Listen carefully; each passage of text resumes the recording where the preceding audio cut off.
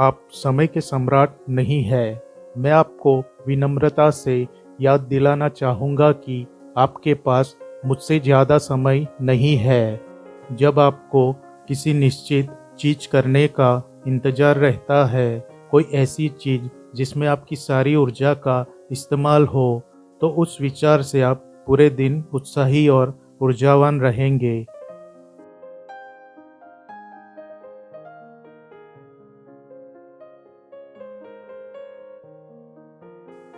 Arnold Bennett की पुस्तक time management का हिंदी संस्करण हर दिन 24 घंटे कैसे जिए। अनुवादकर्ता डॉक्टर सुधीर दीक्षित। अध्याय 5। आपके लिए क्या महत्वपूर्ण है, टेनिस या अमर आत्मा। आप सुबह की ट्रेन में अखबार लेकर चढ़ते हैं। आप बैठ जाते हैं और फिर शाही अंदाज में अखबार पढ़ने लगते हैं। आप जल्दबाजी नहीं करते हैं। आप जानते हैं कि आपके पास कम से कम आधे घंटे का समय है, इसलिए आप फुर्सत से अखबार को ही नहीं, विज्ञापनों तक को गौर से पढ़ते हैं। आप खेल के पन्नों पर विशेष ध्यान देते हैं और टेनिस की खबरों को चाट जाते हैं। आप यह काम इतनी फुर्सत से करते हैं मानो आपके पास समय का खजाना भरा हो, मानो आप किसी दूसरे ग्रह से आए हो जहां एक दिन में 24 घंटों की बजाय 120 घंटे होते हैं। मुझे गलत न समझे, मैं यह नहीं कह रहा हूं कि आपको अखबार कभी नहीं पढ़ना चाहिए। मैं खुद जोश से अखबार पढ़ता हूं। मैं 5 अंग्रेजी और 2 फ्रेंच दैनिक समाचार पत्र पढ़ता हूं और केवल न्यूज एजेंट ही जानता है कि कितने साप्ताहिक अखबार या पत्रिकाएं पढ़ता हूं। मैं यह व्यक्तिगत तथ्य इसलिए बता रहा हूं ताकि मुझ पर यह आरोप न लगे कि मैं अखबारों के खिलाफ पूर्वाग्रह रखता हूं। मेरा मानना है कि अखबार फास्ट फूड की तरह तेजी से परोसे जाते हैं और उन्हें तेजी से पढ़ना चाहिए। इसलिए मेरी दैनिक योजना में अखबारों की कोई जगह नहीं है। मैं उन्हें तब पढ़ता हूँ जब मेरे पास छुट-पुट खाली पल होते हैं, लेकिन मैं उन्हें पढ़ता हूँ। मुझे आपत्ति तो इस बात से है कि आप अपने अद्भुत एकांत के 30-40 मिनट उन्हें पढ़ने में लगाए, क्योंकि खामोश सिगरेट पीते पुरुषों से भरे कंपार्टमेंट से ज़्यादा आदर्श जगह दूसरी नहीं हो सकती, जहाँ व्यक्ति अपने आप में पूरी तरह खो सके। इतनी शाही अंदाज में समय के बेशकीमती मोती बर्बाद न करे। आप समय के सम्राट नहीं हैं। मैं आपको विनम्रता से याद दिलाना चाहूँगा कि आपके पास मुझसे ज़्यादा समय नहीं है, इसलिए आपका ट्रेन में अखबार पढ़ना बंद। यह पौने घंटे का समय हम अलग रख लेते हैं ताकि इसमें करने के लिए हम कोई उपयोगी काम खोजें। अब आप अपने ऑफिस पहुंचते हैं और मैं आपको वहां शाम को 6 बजे तक छोड़ देता हूं। मैं जानता हूं कि दिन के बीच में आपको 1 घंटे का समय मिलेगा। यह दरअसल 1.5 घंटे का भी हो सकता है, जिसके आधे हिस्से में आप खाना खाते हैं, लेकिन मैं आपको यह सारा समय देता हूं जिसे आप अपनी मर्जी से खर्च कर सकते हैं। और हाँ, इस दौरान आप अपना वह अखबार भी पढ़ सकते हैं जिसे मैंने आपको ट्रेन में पढ़ने से रोका था। मैं आपसे दोबारा मिलता हूँ जब आप अपने ऑफिस से बाहर निकलते हैं। आपका चेहरा पीला और आप थके हुए हैं। कम से कम आपकी पत्नी तो यही कहती है कि आपका चेहरा पीला है और आप उसे यह समझने देते हैं कि आप थके हुए हैं।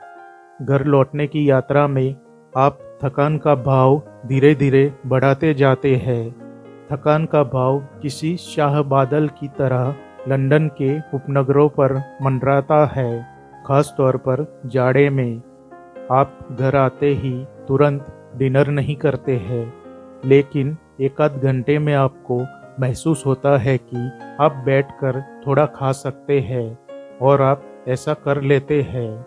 फिर आप सिगरेट पीते हैं, आप दोस्तों से मिलते हैं, आप चहलकदमी करते हैं, आप ताश खेलते हैं, आप किसी पुस्तक के साथ फ्लर्ट करते हैं, आप इस बात पर गौर करते हैं कि आप पर बुढ़ापा आ रहा है, आप टहलते हैं, आप पियानो को छूते हैं, हे भगवान 11:15 बज गए। फिर आप 40 मिनट तक सोने जाने के बारे में सोचते रहते हैं और हो सकता है कि इस दौरान आपका किसी बहुत अच्छी विस्की से मिलन हो जाए। आखिरकार आप बिस्तर पर जाते हैं, दिन के कामकाज से थके हुए। ऑफिस से निकलने के बाद 6 घंटे या इससे ज़्यादा बीत चुके हैं। वे किसी सपने की तरह जा चुके हैं, जादू की तरह जा चुके हैं और आपके पास कोई लेखा जोखा नहीं है कि वे कहाँ गए। यह प्रकरण अच्छा नमूना है, लेकिन आप कहते हैं आपके लिए बातें बनाना बहुत आसान है। आदमी थकता भी है। इंसान के अपने दोस्तों से भी ना मिले, वह 24 घंटे तो काम में नहीं लगा रह सकता। सही बात है, लेकिन जब आप फिल्म देखने की योजना बनाते हैं, खास तौर पर किसी सुंदर महिला के साथ, तो क्या होता है? आप उपनगर तक दौड़कर पहुंचते हैं। आप अच्छी पोशाक में सजने संवरने में कोई मेहनत बाकी नहीं रखते हैं। आप दूसरी ट्रेन पकड़कर शहर तक तेजी से पहुंचते हैं। आप 4-5 घंटे तक पूरी जोश के साथ सक्रिय रहते हैं। आप उसे घर छोड़ने जाते हैं और फिर खुद अपने घर तक आते हैं। तब आप बिस्तर पर जाने के बारे में सोचने में पौना घंटा बर्बाद नहीं करते हैं। आप सीधे बिस्तर पर चले जाते हैं। तब आप मित्रों और थकान दोनों को ही भूल जाते हैं। तब शाम काफ़ी लंबी नज़र आती है, या शायद बहुत छोटी। और क्या आपको वह समय याद है जब आप शौकिया ओपेरा सोसाइटी के कोरस में गाने के लिए राजी हुए थे और आप 3 महीने तक हर दूसरी शाम को 2 घंटे तक मेहनत करते थे? क्या आप इनकार कर सकते हैं कि जब आपको शाम को किसी निश्चित चीज करने का इंतजार रहता है, कोई ऐसी चीज जिसमें आपकी सारी ऊर्जा का इस्तेमाल हो, तो उस विचार से आप पूरे दिन उत्साही और ऊर्जावान रहते हैं? इसलिए क्या इसमें समझदारी नहीं है कि आपके पास हर शाम को कोई निश्चित काम रहे जो आपको दिन भर उत्साही और ऊर्जावान बनाए रखे? मेरा सुझाव है कि आप 6 बजे सच का सामना करें और यह स्वीकार करें कि आप थके हुए नहीं हैं, क्योंकि आप जानते हैं कि आप नहीं हैं। इसके अलावा अपने डिनर का समय इस तरह तय करें ताकि यह शाम के बीच में न पड़े। कम से कम 3 घंटे लगातार खाली रखें।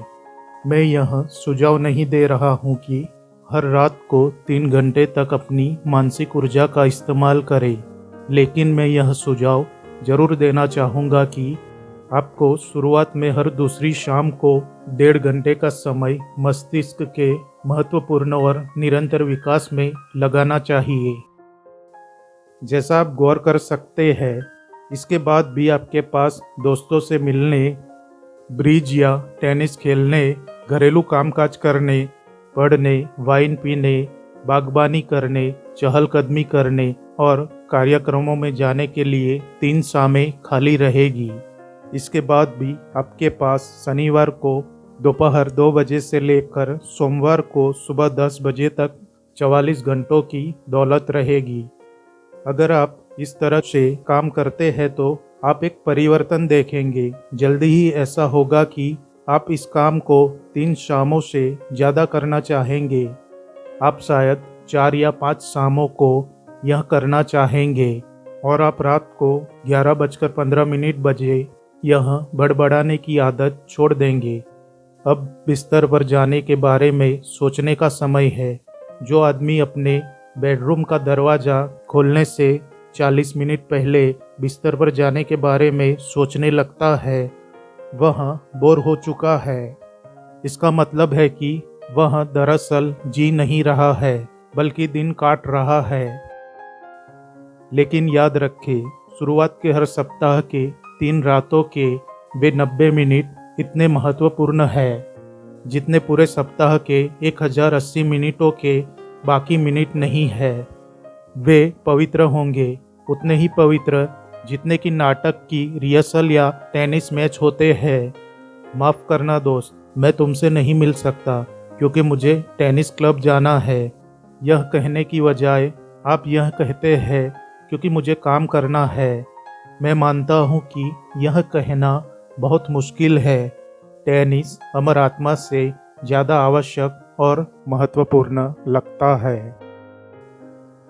इसका अध्याय 6 मानव स्वभाव को हमेशा याद रखें हम आने वाले वीडियो में देखेंगे। अगर आपको हर दिन 24 घंटे कैसे जिए यह बुक अच्छी लग रही है तो हमें कमेंट के माध्यम से ज़रूर बताइएगा। वीडियो अच्छी लगी है तो लाइक, शेयर और सब्सक्राइब ज़रूर करें। धन्यवाद। आपका दिन शुभ हो।